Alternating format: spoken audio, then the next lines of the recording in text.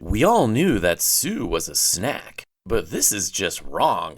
And wait, it's going to eat the whole damn tree? What about splinters? Hey everyone, I'm Brent the Middleman, your middle-aged middle manager in Middle America in a midlife crisis, here today with yet another video on HBO Max's deliciously mysterious sci-fi series Raised by Wolves. Here's your spoiler warning, and oh boy, do we have a lot to discuss. I will start with a recap and hit you with some updated theories at the end, so get ready to set your mom on fire so the killer serpent doesn't swallow her whole, because away we go. We immediately start off with Paul lugging a few cases of his real mom's murderer into the collective, and he assures all the atheists that it's safe to eat her. They immediately take the word of the most vocal soul follower and start to chow down. Paul seems to know that this fruit is from Sue, as he looks pretty bummed. He also seems about to stop Campion from eating it, but our little android lover takes a hard pass. Paul and Marcus then watch from a distance and wonder why nobody, including themselves, aren't becoming pure. And you have to love the standard sci-fi binoculars they are using with the single lens in front. Classic. Meanwhile, Father and the kids are recruiting people to help hunt for Tempest Baby with the promise of premium supplies. The atheists catch one of the acid ocean creatures, but it was a male, and Father makes a point to refer to it as a well-fed male. This is opposite of the starving cave creatures from Season 1, so even the devolved human acid creatures are thriving in the tropical zone. Another clue that Soul's influence means death. And are they the descendants of the previous group of humans from Grandmother's time period? Did she have something to do with them adapting to the acid ocean? Hunter and Tempest both show their ingenuity, Hunter by turning a flying scanner drone into a submersible, and Tempest by cutting off the creature's acid-proof skin to cover it with. We get a cool but short look underwater, and we see a few creatures swimming around and out of the whirlpool holes. Do you think there's still something really big under the water? Like that thing that pulled the research station full of people into the ocean earlier in the season? I don't think the creatures we have seen could have done that, even working together. Maybe there's something down there that can help fight the Necro Serpent? Hopefully we find out in the finale. The submersible goes offline, but it's programmed to go back to shore, so Father conveniently asks Campion to go check. This is when we get the Campion and Vril reunion we have all been waiting for. Boom chicka wow wow. Campion shows us that he's cool with a butterface, and lets Vril know that a little murder rampage isn't the boner killer you'd think it would be. Vril lets Campion and the group know that she heard a baby crying in a cave. Holly is obviously still freaked out by her, but Tempest's desire to find her baby gets Holly and Vita sent back to camp. Vril continues to worry that the group won't take her in, but Campion keeps reassuring her that he's not like that and she will be safe with them. I guess it's understandable. Campion was raised by a mother who would go on murder rampages, but he knew it was just how she was programmed, and she wasn't choosing to be violent necessarily. But still, I don't want to be sleeping next to a murder bot. That's why I got divorced. Speaking of murder bots, we then see Mother looking for Sue, Paul, and Marcus after she had seen what was on the metal card at the end of episode 6. She spots the new tree, and she can hear the heartbeat. Using her necrosense, she knows the tree is Sue, and asks her why she would listen to the voice. Mother seems genuinely upset by this, as Sue is one of her only friends. She quickly flies back to the camp where she sees Vita and Holly about to eat a Sue fruit. Vita actually had taken a couple of bites before Mother took it away. Now I'm really nervous about what eating this fruit may lead to. Maybe nothing, but that would kind of be disappointing, right? We know the tree is connected to the planet and to the core, so maybe it will make them more vulnerable to whatever Soul has planned? Poor Vita. At the same time, Paul is asking Marcus if he did something wrong, and if he thinks Soul will give him his fake mom back. Marcus blames himself, and says he had hoped Soul would take him out of the darkness, but now he thinks Soul is the darkness. Duh. It looks like we are back to Atheist Marcus, and I'm really excited to see him try to kick some Soul butt. Meanwhile, Mother is back at camp, and hears number 7 screaming and banging against his cage door. She sees that he has cut himself trying to get out, and tries to calm him. But 7 ain't having none of that, and he bursts through the door, slamming Mother back, and then eats the entire cart of Sue fruit before taking off for the tree.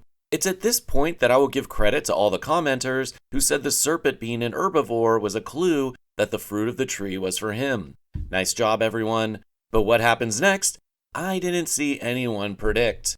Number 7 is flying to the tree and letting off different screams. Paul and Marcus hear it coming just as they hear a crackle on a radio Marcus thought was dead. It's Sue, who has somehow figured out how to transmit her voice. It's hard to hear at first, but then she clearly says, "Burn me! Burn me!" Whoa, this was super intense. Not only was it super sad for Sue, but the tree immediately starts folding up straighter as the serpent flies over. Marcus tries to light the tree on fire, but it's too late. Number 7 deep throats the Sue tree like a champ, roots and all. We see the roots of the tree burst out of the serpent's head, making these crazy tentacles. It also sprouts wings and horns, making it even more terrifying. Just as I theorized last episode, and when I analyzed the tree image in the intro, the roots must have extended all the way to the core, which is where the soul voice is coming from. And now a huge piece in Soul's elaborate plan has been completed. Number 7 has officially become a necrosnake. And we don't have to wait long to get a taste of its full power as Mother flies over to try to take it out once and for all. But when she goes to scream, her programming won't let her. The snake has no such programming, however, and lets out a vicious scream back, slamming Mother to the ground and even damaging her. The whole scene was awesome. We can also see a lightning storm forming around the serpent, and it's obvious that this creature was created for one purpose: mass destruction. Later we see Paul and Marcus load Mother's body into a hover tank, and they plug her into one of those blue tubes to help revive her. This is where she finally admits that the killer necroserpent is actually her 7th child, and her caregiving program will not allow her to kill it. So now they head back to base with a new mission: make Mother a killer again. On the walk to the cave on the hunt for the baby, the group takes a quick break because Hunter's headless android has a stuck leg. We also learn that Hunter's android has attitude, and a pretty funny scene of it giving Father the finger when he questions Hunter on why he would trade his Mithraic medallion for it. Then Hunter tells Father that if he hadn't been so distracted with other things, he could have been a better protector for his family. Ouch. I love Father, but Hunter has a point. Things have gotten a bit out of hand. They also notice what Father calls a pretty significant energy storm off in the distance, and it seems to be headed their way. Uh-oh. They check out the cave and find a dead baby sea creature. Maybe it's common for the baby creatures to get washed up into the caves with the tides, and that's why the creatures are lured out by babies crying. The babies wash away, then they follow the cries and retrieve them. Perhaps this one didn't get retrieved though, because its mama was too busy with her new human baby. Outside the cave, Father tells Campion that Vril isn't safe. Duh. And Campion can't believe that Father would treat one of his own, another android, like that. Androids don't seem to care that much about other androids. They really only care about their programmed objectives. But we've seen Mother and Father break their core objectives at times, so it seems they are capable of change. Is this because they are on Kepler 22b, or would they also experience these changes on Earth? Vril then shoves Hunter, climbs the mountain, and runs away, realizing they aren't really feeling the new her. We jump back to Marcus's tank, and they find the necrosnake on their tracker. They can see it's going hard after another tank, so they try to warn them, but the other tank thinks it's just a storm. Marcus tells them it's the serpent and it's weaponized, but it's too late. The necrosnake demolishes the other tank, and later we see it exploded all the people in it with its scream power. Then they see the serpent is headed to the shoreline. Mother knows her family is out there, but she has to get her caregiving program fixed before she can fight it. We see that Campion has gone after Vril, and his family tries to follow. But the necrosnake gets there, and its scream throws Father off the cliff. And just like that, there goes another one of Father's 9 lives. After hiding, Campion spots the demolished tank. It is completely fried like it was set on fire. The electricity off the serpent must be intense. Is it drawing power from the tropical zone's electromagnetic field, or is it generating it by itself? Maybe Soul wanted the serpent in the tropical zone because 1, it seems to be the only part of the planet still hospitable to humans, and 2, it could have even more power that way and be even more destructive. In the tank, Campion sees blood everywhere and finds a damaged Vril using the tank's computer. They see the serpent coming back around, and Vril believes that it is targeting Campion. Campion realizes that it isn't the gentle serpent he once knew, but it is now weaponized like Mother.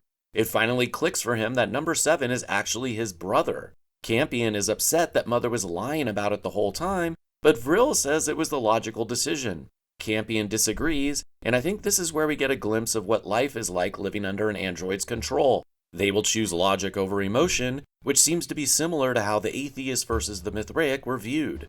Logic versus emotion.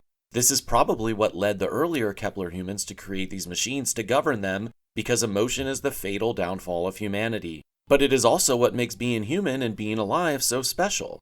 Okay, sorry, kinda went deep there. Speaking of deep, Campion then tells Murder Vril that she is far more sensible than the other Vril. Okay. And then he tells her that he thinks she has a soul and that he can feel it. She says she thinks she can feel it too. Man, Campion's got game. This has been a theme for Campion going back to season 1, where he now famously said that he believes even trees can have souls. This definitely came back with this season, with a human turning into a tree, so how will Campion's belief in android souls come back? I believe Campion is being set up to be the person who can finally unite everyone, humans and androids, believers and non-believers. But will he be able to convince Soul to stop? Or can he stop Soul by taking his number one weapon, the Necrosnake, off the board? In a really great scene, Marcus, Paul, and Mother arrive back at base, home sweet home as Marcus calls it. I really like seeing Mother and Marcus working together, a pretty badass team. Mother is told that they lost contact with Father and family after the storm passed over. But that's when we get yet another shot of Father coming back online. Hunter hilariously tells him that he really is the toughest service model ever built. At the same time, we get a shot of Hunter's android lying motionless, completely deactivated. I think Hunter is going to start showing Father a lot more respect. Also, the fact that Father survives a storm that took out Hunter's android, Vril, and almost Mother tells me that our theories about Father being more than just your run-of-the-mill service model are correct. I think we may see Father and Grandmother teaming up moving forward, since Mother is not really going to be herself any longer. But more to come on that. Father wakes up and admits to Hunter and Tempest that number 7 is actually Mother's child, and that they tried to destroy it at birth, but in his words, to no avail. Then Father hears a noise, and initially he thinks he's malfunctioning, but he follows the noise and we start to hear a baby crying. Wow, what luck! They enter a cave and see the mama sea creature gently holding and breastfeeding the baby. This is both sweet and sickening at the same time. Father is going to shoot the creature while Hunter runs up to get the baby before it's crushed by the body. But Tempest flips the script yet again after seeing how loved the baby is. Hunter isn't going to make the same mistake twice though, and he shoots the creature and gets Tempest's baby back. Tempest doesn't want the baby though and walks out. I'm really torn here. The creature really did look like it wanted to take care of the baby, but we also just saw a dead sea creature baby in another cave. It's unlikely the baby would be able to survive. It was feeding the baby out of the water, which tells me the baby isn't totally acid-proof. It was just able to survive in the chest cavity. So I guess I'm happy the baby is now with our favorite Kepler family, but neither situation is ideal for the little bugger, to be honest. Then we finally get to my most anticipated scene, Mother speaking to Grandmother. This shot was in the last episode's trailer, and I had wondered why in the picture Mother was so dirty. Well, now we know, her child kicked her butt. Grandmother tells her that she was built by the technocrats who were at war long ago on Kepler with the believers. Wow, no wonder Soul doesn't care about humans. It's just the same thing over and over again no matter what planet they're on. But I keep thinking back to something Soul told Mother in season 1 while in the sim when he was trying to get into those cheeks. She asked if he was human and he said yes, but he is also many things. Commenter Trishana Clark left a theory that Saul was a human who somehow used the dark photon energy to become something else, some combination of human and machine, or merged with the core. I love this theory, but I'm afraid we won't get the answer to this big mystery until future seasons.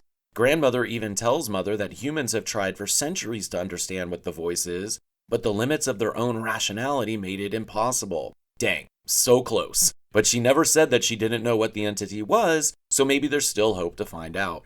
Grandmother tells Mother that she was built by the technocrats to ensure the everlasting life of all humanity. They called her, and I guess the others, shepherds. I guess the technocrats thought of humans as sheep who needed a shepherd, just like the atheists felt they needed the trust computer to guide them. Well, at least Cleaver did. Oh, and we never saw Cleaver eat the fruit. Guess Marcus was wrong about everything. Oops. Mother tells Grandmother that she may be needed because humanity is in danger, because of the weaponized serpent who ate the biotech tree. Grandmother has seen this play out before, and she knew the serpent's mission is to destroy the planet because that is what the entity wants. Okay, finally some clarity. Sort of. Why would Soul, which I'm sure is coming from the core, want to destroy the planet? Is it trapped under the planet? Is the core connected to the moons and star and the Kepler system and needs the planet destroyed to completely connect? Okay, that one's a bit out there, but I really can't think of a reason why Soul would want the planet destroyed. I can understand why it would want humans destroyed. Humans kind of suck if you're the planet they live on, but Grandmother specifically said the planet. Mother tells Grandmother how the entity manipulated her using her memories of Campy and Sturgis to trick her into having a child. A lot of parallels here between Mother and what happened to Tempest. And Mother believes that number 7's jealousy towards Campion is overriding his desire to destroy the planet.